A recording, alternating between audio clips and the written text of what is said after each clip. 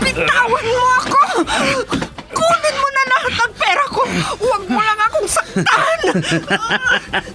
Wala ka nang magagawa. Akin ka.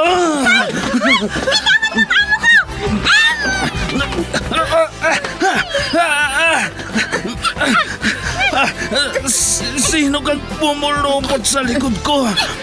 Bumaba ka dyan.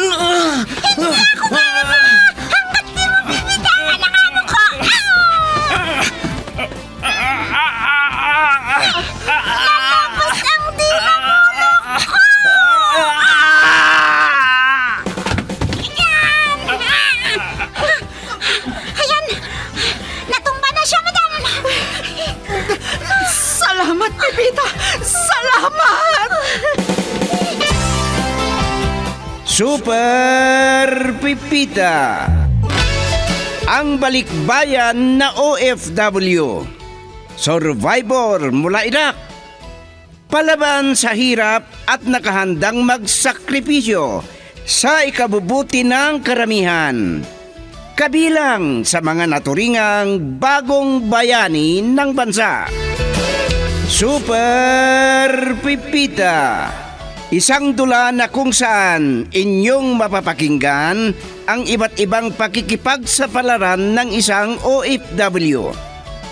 Super Pipita, mula sa Lovelet Artist and Talent Center Drama Productions, handog sa inyo ng #1 and most trusted radio network in the country, Bombo Radio Philippines. Basta Radio Bombo.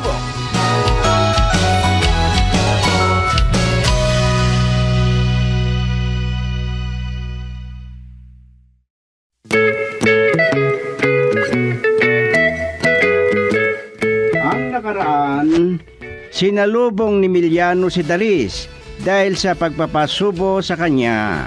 Pero ikinatwiran ni Daris na nakatulong ito sa panliligaw niya kay Victoria. Samantala, nagising si Lolo Simpot at sinabi kay Victoria na mayroon sana siyang higaan sa bakuran nila dahil mas malamig. Pagkatapos ng agahan, inutusan ni Victoria si Pepita na mamalingki para sa hapunan. Inakala ni Miliano na may okasyon sa bahay ni Victoria dahil nakita niya si Pepita na namalingki ito. At ngayon, narito ang karugtong ng isang linggong kwento natin na pinamagatang Nawawala at Nanliligaw. Dito sa ating dula, Super Pipita.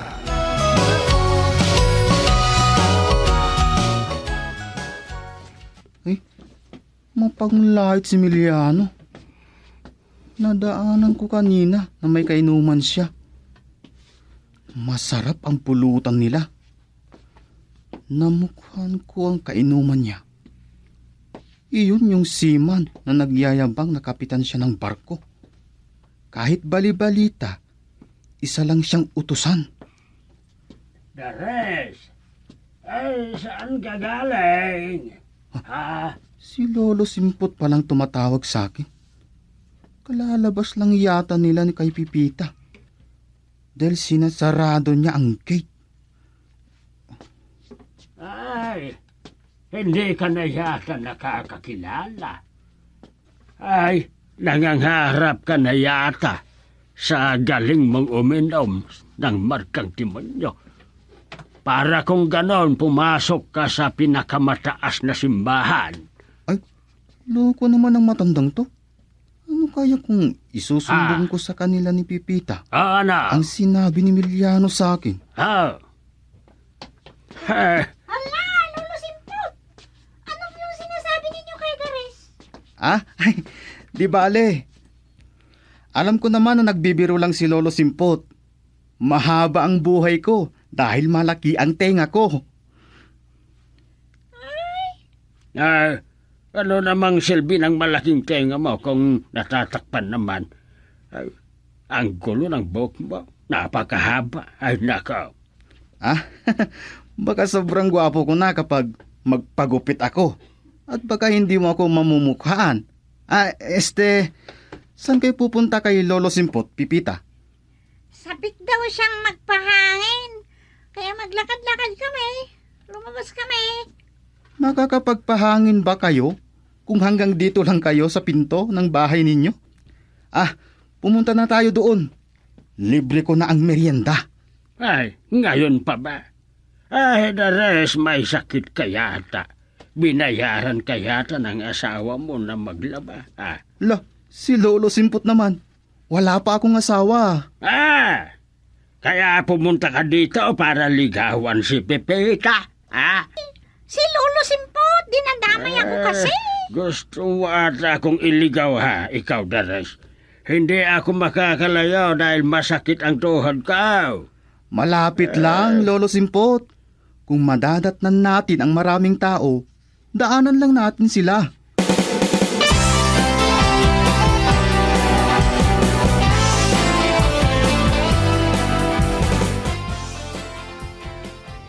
Masaya pala ang mga tao dito kapag hapon. Ngayon lang kasi ako nakarating dito sa ganitong oras. Marami palang nagbebenta dito ng barbecue. Oo, Pipita.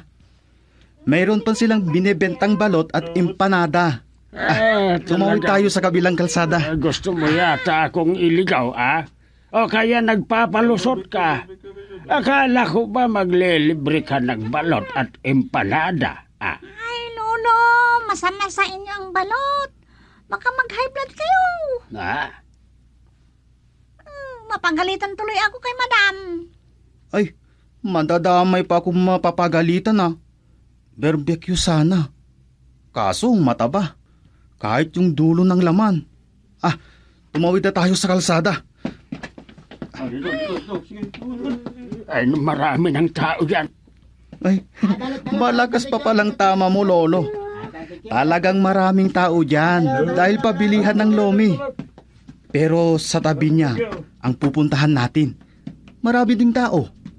Magpapamerienda sila ng pansit dahil may kaarawan. Ay, ano? Ay, nakakahiya naman, Daris. Ay, anong nakakahiya, Pepita? Mainam ang pansit dahil pampahaba ng buhay.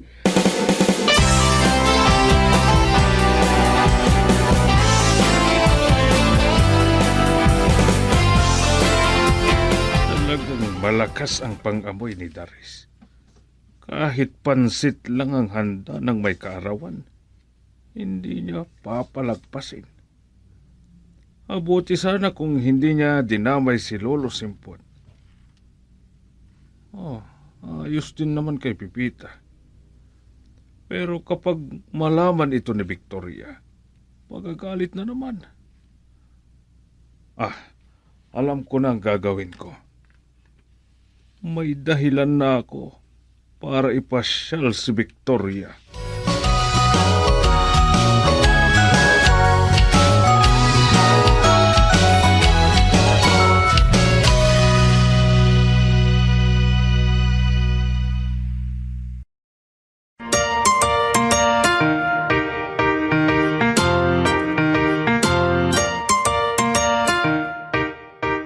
Kahit pansit lang pala ay nakakabusog. Nabusog ka din ba, Lolo Simpot? Ay, hindi lang nabusog. Parang lumakas pa ako. Naku, paanong hindi tumitikhay si Daris? Busog na busog siya. 3 beses yatang kumuha ng soft drinks. Pero mas nabusog ka na, Res.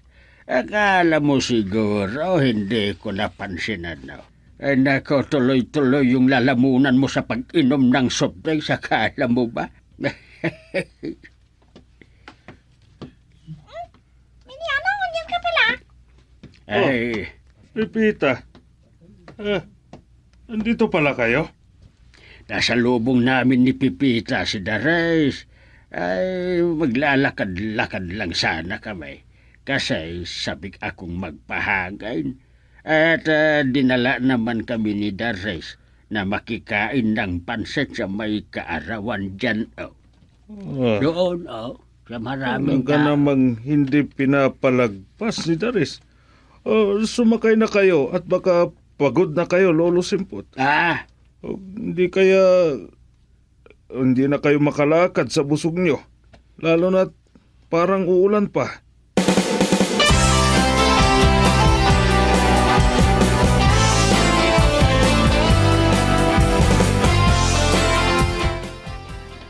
Mabuti na lang at dumaan ako at nakita ko sina Pipita at Lolo Simpot na kasama nila si Daris doon sa harap ng may kaarawan. Kung hindi ko sila na isakay, baka kung saan-saan na sila ipinunta ni Daris. Kaya pala nung dumating ako kanina, busina ako ng busina. Pero hindi ko nahintay si Pipita. Nabuksan niya ang gate. Patawad po, madam, dahil sabik daw kasi si Lolo Simpot na magpahangin. Naabutan kami ni Dares at tinanyaya na kaming kumain ng sabay-sabay doon sa pakikainan ng pansit. Kinaladkad kami doon. At pumayag ka naman, Pipita. Alam kasi ni Daris na may nag-birthday doon sa pinuntahan nila. Talagang magaling yung Daris na yun. Ang alam ko pa nagliligawan sila ni Pipita. Hala, Sir Miliano, hindi naman po. Hindi po yan ang dahilan ko para maging katulong dito. Iwanan mo na kami ni Kuya Miliano, Pipita, para paliguan mo si Lolo Simpot. Pero magpainit ka ng tubig kasi malamig na. Mahirap na baka ginawin pa siya. Sige po, madam. Iwanan ko muna kayo ni Madam Victoria, Sir Miliano. Oh, ayos. Naalala ko noong nagtatrabaho pa ako, Victoria. Sir naman lahat ng tawag nila sa akin. Pero ako, kung wala ako sa opisina, mas gusto kong tawagin ako sa pangalan ko, Kuya Miliano. Ay, oo nga pala. Naalala ko.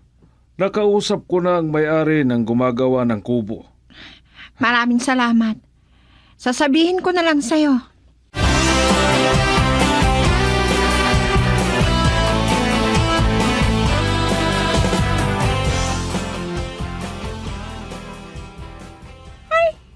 Ano ba naman si Mang Miliano?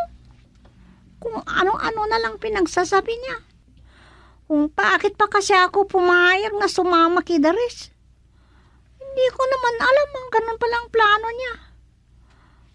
Naawa lang kasi ako kay Lolo Simpot. Masama kasi kung laging nakakulong dito sa bahay. Kahit minsan lang siya magpahangin. Tika, alam ko na ang gagawin ko sa susunod.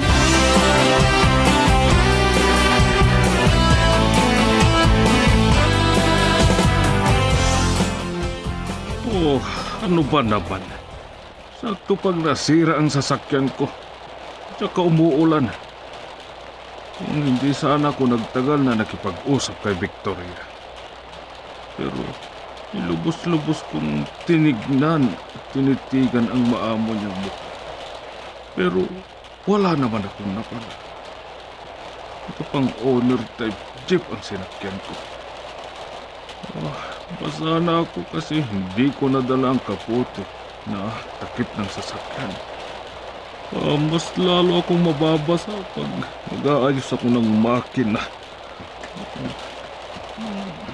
Wala ba kayong posporo o kaya lighter, boss? Makisindi sana ako. Nagiinis ka ba? Paano ka makikisindi? Ang lakas-lakas ng ulan at humahangin pa. Boss Miliano, kayo pala? Ay, baka hindi mo na mahintay ang katagpo ninyo. Puntahan nyo na lang para sunduin. Anong sinasabi mo, Daris? Nanggaling na ako sa bahay nila. Ay, oo nga pala. Ang bilis nyo talaga, boss. Magaling kayong kumuha ng pagkakataon. Oh, anong ginagawa nyo dito? Iwanan mo na lang ako kung hindi ka rin lang makakatulong. Sige, kung yan ang sabi nyo. Nilalamig na ako. Kahit may payong ako. Gutom pa ako. Masarap sana ang maghigop ng mainit na sabawan. Saglit lang. Subukan mo ngang itulak ang sasakyan ko sakaling mapaandar ko. Kunwari, nahihiya pa kasi kayo. Alam ko din naman na nasiraan kayo. Saglit lang. At magtawag ako ng kasama kong magtutulak. Ano ang silbi mo na pumunta sa inuman? Sa kainan, kung hindi ka malakas na magtulak ng sasakyan ko.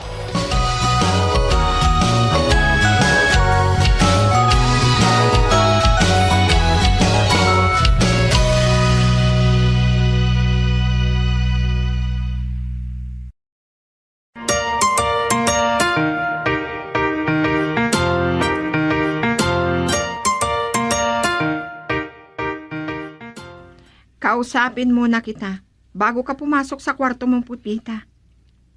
Ayaw ko nang maulit ang nangyari kaninang hapon.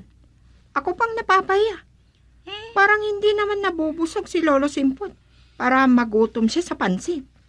Patawarin niyo po ako, madam. Hindi ko po alam na gano'n ang plano ni Daris. Kung makita mo siya bukas, sabihin mo na gusto ko siyang kausapin. Victoria, narinig ko ang usapan niyo ni Miliano. Mayroon pala siyang kilala na nagbebenta ng kubo. Kailan naman kayo kukuha? Ano, Lolo? Pipita, iwanan mo na kami ni Lolo Simpot. Ako na ang maghahatid sa kanya sa kwarto niya. Basta, tandaan mo ang sinabi ko. Opo, ma'am. Kakausapin ko din ng masinsinan si Miliano, Lolo.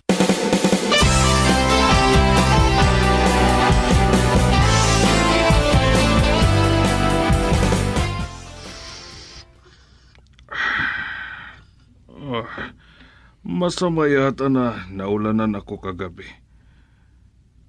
2 beses na akong nagkape, pero nilalamig pa rin ako. Sino ang tumatawag? Si Victoria. Biglang pumuti ang pakiramdam ko. Yes, hello? May oras ka ba para samahan ako, Kuya Miliano? Saan ba tayo pupunta? Baka kung ano na ang iniisip mo. Ano ba ang pinag-uusapan natin?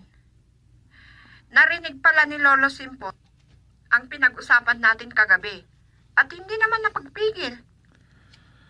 Sige. Pupuntahan kita dyan para sunduin. Maliligo lang ako. Sige. Bye. Pero parang nilalamig ako.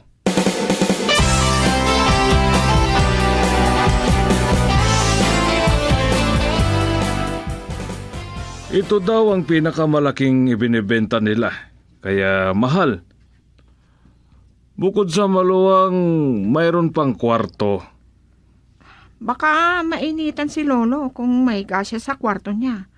At saka, hindi kaya siya mahulog kung hihiga siya dito? Maluwang ang higaan, matibay, at pwede pang lagyan ng folding bed. Hindi nga pwedeng humiga sa folding bed, Kuya Miliano. At matanda na si Lolo Simpot. May nag-order na daw dito pero binawi. Kaya naghahanap yung may-ari para hindi daw masayang ang gastos niya. Para may pagkukunan siya ng pampasahod niya sa mga trabahador niya. Kaya ibinibenta niya ng mura. Maganda naman sa totoo lang. Parang maliit na bahay. May kusina pa sa kwarto niya. Oo nga, pero kung namamahalan ka, humanap tayo ng iba. Yung papag na lang. Ito na lang, Kuya. Pero wala akong nadalang pera. Kung gusto nila, maglalabas ako ng pera sa bangko. At iiwan ko na lang kay Pipita ang pambayad ko. Sige. At tara na at kausapin natin si amigo. At samahan din kita sa bangko. Ako na lang bahalang pupunta sa bangko. Sa bahay na lang ako dediretso dahil kakausapin ko pa si Pipita.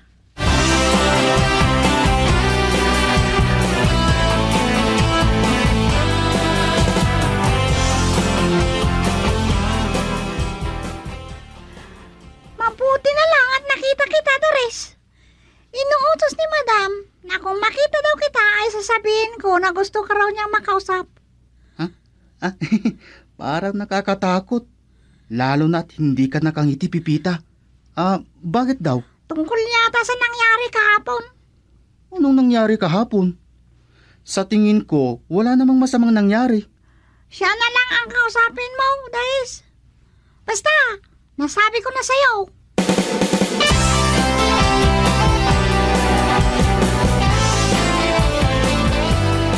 Oh, parang nagdahilan lang akong nagkasakit kaninang umaga. Mabuti na ang pakiramdam ko. Si Victoria ang gumamot sa akin. Nilubos-lubos ko na namang tinitigan ang maamo niyang muka. Ha, si Daris itong naglalakad na. Masasalubong ko. May naamoy na naman siguro siyang kainan. Oh. Boss. Ang gwapo mo naman. Uy, iba na naman itong sasakyan mo Talagang nakaipon ka sa kinupit mo noong nagtatrabaho ka pa. Anong tingin mo sa akin, ha? Ano bang pinagsasabi mo? Baka masampal kita, loko ka. Gusto mo? Ha? Ha? High blood naman kayo, boss. Nagbibiro lang ako. Huwag mo akong lokohin, ha? Alam mo ba kung sino ang kasama ko kanina? Si Victoria. Talagang malapit na kayong mag-asawa. Ito na ang mangkok na kainan, boss. Oh, diyan ka lang magaling, loko. May naamoy ka na naman sigurong kainan. Boss. Pupunta ako sa simbahan. Titignan ko ang mga listahan kung kailan may magpapabinyag at may ikakasal.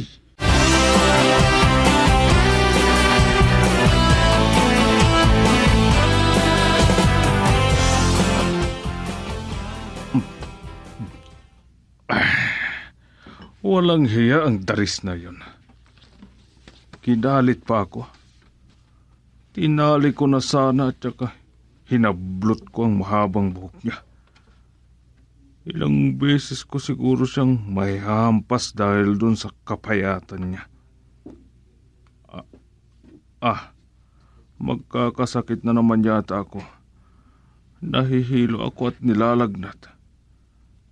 Matagal na nung nagkasakit ako. Parang hindi ako makahinga. Mamamatay na yata ako.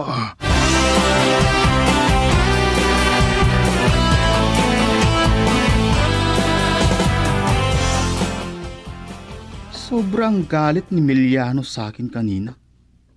Kulang na lang ay suntukin ako. Nakabukas ang gate nila, Lolo Simpot. Magpapakain yata sila kasi maraming tao. Pero puro lalaki naman ang nandun sa ilalim ng mangga. Ano yun? Kubo pala. Dares, nakapasyal ka pala. Nakita ko kasing nakabukas ang gate ninyo, Lolo Simpot. Kaya pumasok ako. Kung alam ko, magpapakain kayo. Nako. Magaling ka lang na maghanap sa lalamutakin mo para sa tiyan mo. Dineliver nila sa bahay ko. Maraming salamat sa tiyaga ninyong maayos na pagdi-deliver sa kubo. Ito ang bayad ko. Iniwan ko kanina kay Pipita kasi ang alam ko, pagkatapos ng pananghalian kayo darating. Ay, binilihan pala kayo ng apo nyo ng magandang sisilungan, Lolo Simpot. Pipita! Nakalabas na si Lolo Simpot! Ay, naku! Nandito na naman kasi si Daris na maghihikayat sa kanya. Ay, sinisi ako ni Madam na humihikayat kay Lolo Simpot. Na, mapagalitan pa ako ni Victoria.